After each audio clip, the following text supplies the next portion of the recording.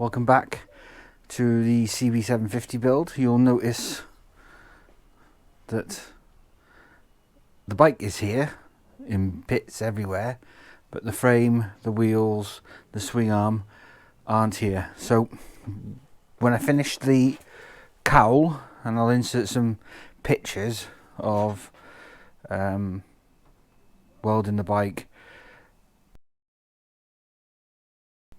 putting the cowl on, welding it all up. I didn't take a video. I had a friend help me do it. I just felt a bit weird videoing the process. However, it was really quite straightforward. I'd made the base for the cowl and obviously the seat base, and all I did was heat a piece of 1.9 steel, bend it over, pull it round the shape of the base to the cowl, and then just tack on that semicircle for the base of the cowl, and then underneath, and then just cut off and grind away. In the end, I was going to have the cowl detachable, but I made a fatal error of not putting bolts through the base of the cowl before I welded the top on. So in the end, I literally just welded the cowl to the frame, and I think it came out a lot better than I was expecting. I was really happy. But as I'm talking about this, you'll see the pictures of that process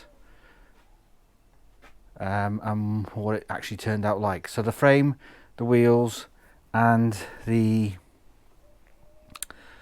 swing arm are all currently being powder coated. They're being powder coated satin black, so that when they come back, I can just prep the cowl, the tank for painting.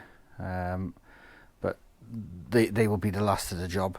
You see on the floor there the old rear springs. New springs have been ordered, or new suspensions being ordered. The engine is there, removed from the bike. An easy process. Just put loads of towels down, put the frame on its side, and removed all the engine mounts and took the frame away. It's easier to maneuver the frame around the engine.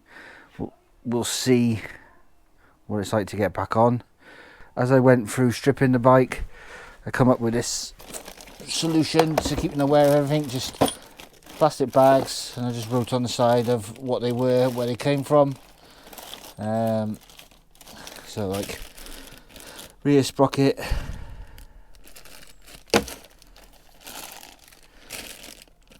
top off fork, swing arm, etc, etc. So I've got a record of how everything goes. Got to clean that, which is the engine cover for the sprocket. Exhaust is going there. That'll be going on eBay because I don't need that. 2-into-1 on each side, so I'm looking for a 4-into-1, and I'm currently sorting the brakes out. So these front brakes aren't off a CB750 1981. I think they're off a Nighthawk. I stripped one already. It was in bad condition, so they'll be going off sandblasting, and I'll be painting them.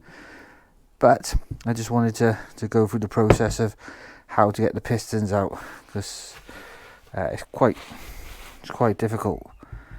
Trusty Honda book there doesn't tell you how to do it, but it's good to have other bits and pieces. So got my trusty bag. So off side front brake,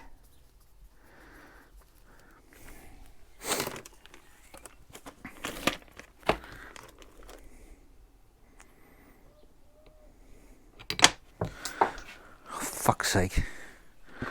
If you ever build a workbench in a garage, put something on the bottom to stop things going underneath. Pain in the ass.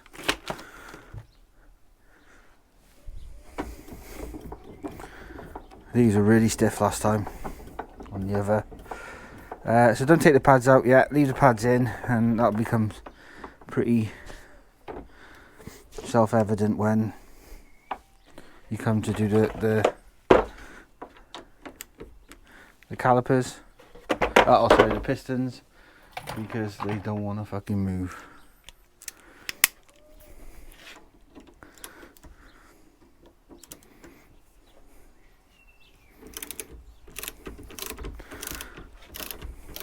So I'm just removing the mount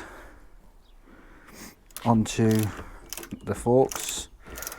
So I'm trying to do all this work of doing all the ancillary parts before the frame comes back. The frame should come back in 10 days. It's gone to a powder coaters in Caerphilly. I think it's called Castle Coatings. Really good price. I think the price to do the frame, the wheels and the swing arm was about £255.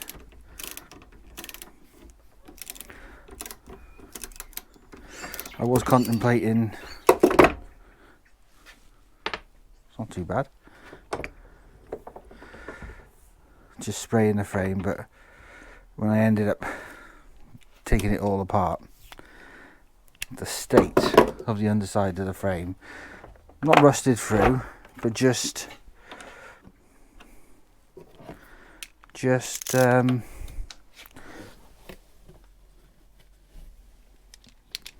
how do you say, really bad, rusty. And also there's a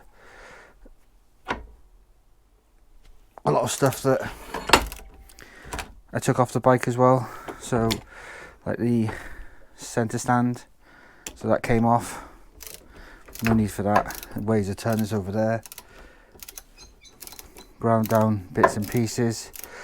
I found out from a company, and I was looking for bushes for the rear swing arm, that the swing arm isn't a CB750 swing arm. I've never seen it before. I've gone through all the swing arms for the CB750 and I can't see it on Google, so I haven't got a clue what it is. Right, so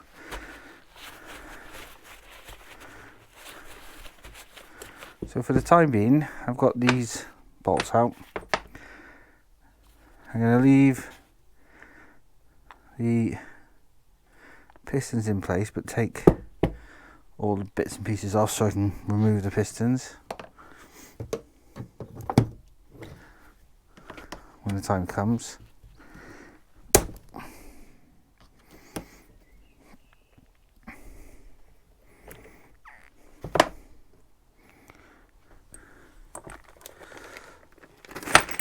While stripping the bike, it came apart quite easily, but there were a lot of bolts, especially engine mounting bolts, that had not rusted on, but had come to the end of their life. So I'm going to have to order replacement bolt kit. Luckily enough, they're quite easy to find. I think there's a company that sell kits for 80 odd quid for all new mounting hardware. So that'll be ordered shortly. So that's how you take the pads out. Really easy, really simple. The next phase is to remove the pistons. Because they're dual pistons, they come out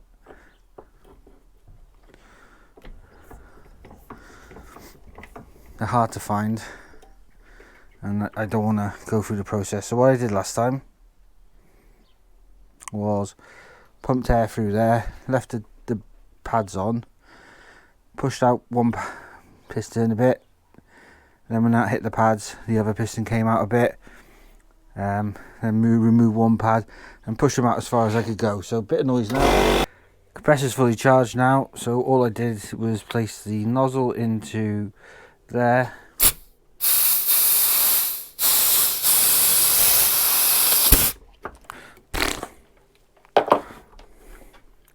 Come out a little bit on the front caliper, front piston, but not loads on the bottom one.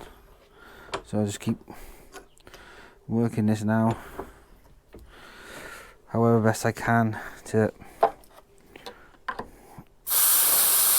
There we go. So once the top one has come out enough and trapped the. There you go. So I hope you saw that then. So the top piston came out first, bottom piston came out next. So I can remove one of the pads. Do the same process again. Because before I knew how to do this, on the other one, I removed one piston completely, job done. And then because I removed the other one, so I had to put the piston back in and then do this.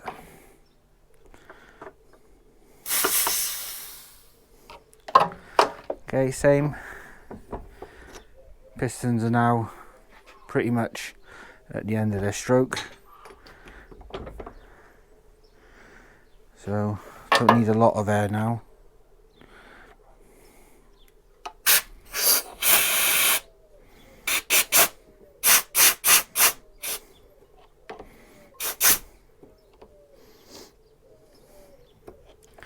Should be able to pull them out.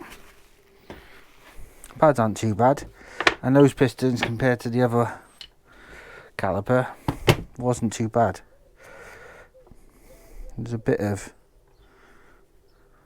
graining on there. You can get a special tool that extends inside the piston and you can pull it out. But I shall stick to this method.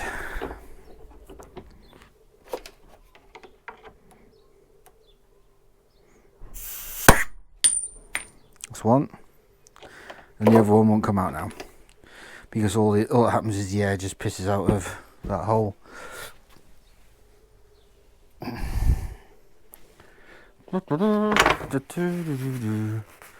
Yeah, that's a low. I need new caliper, piston for that. That's been stuck for a while, I think.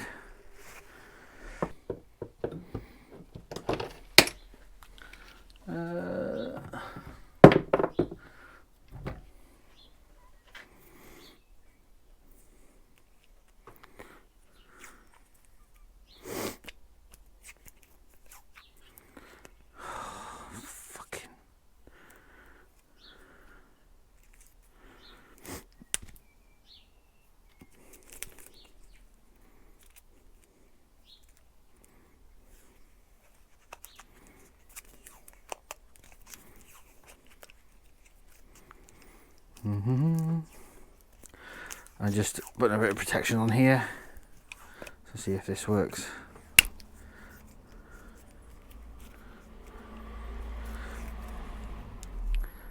wonder if you can get rubber edged grips.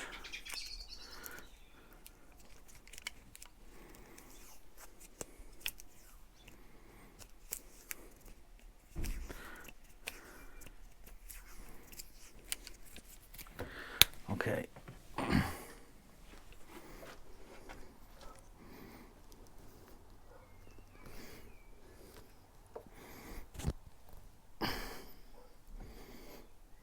Okay, now.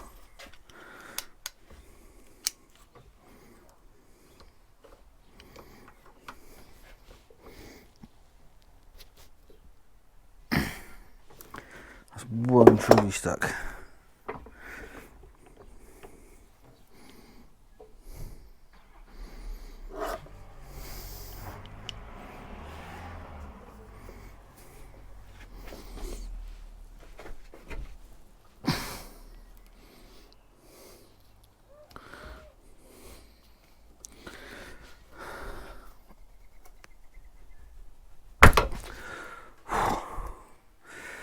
Bit of wiggling up and down as you come out, and no damage.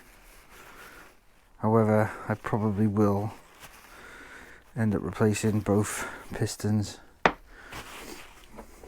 And then inside, don't know if you can see, are 4 seals, 2 on each. Like a big inner one and a smaller edge one. This is what like was really stuck.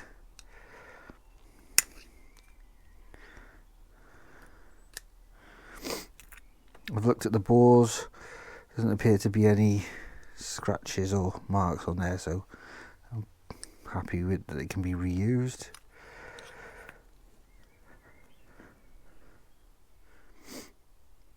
So yeah, so they will have a sandblasting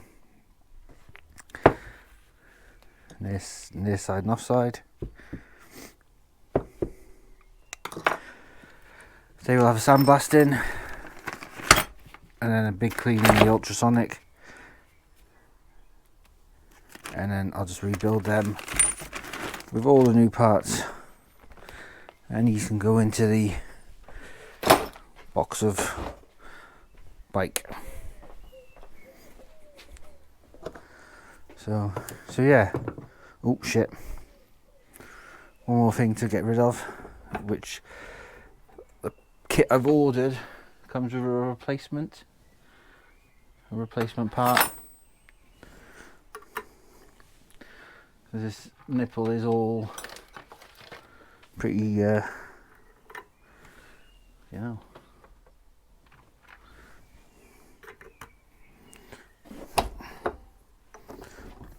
pretty shit eat up.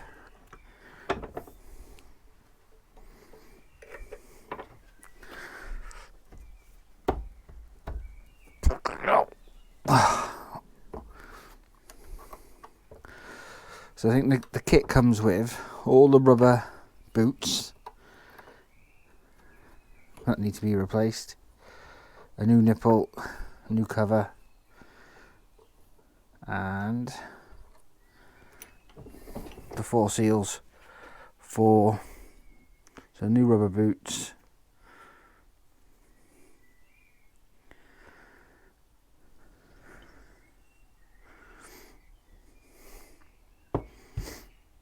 four seals, new nipple, and some washers and stuff. And I can bin whatever I don't need. So that's the brakes done.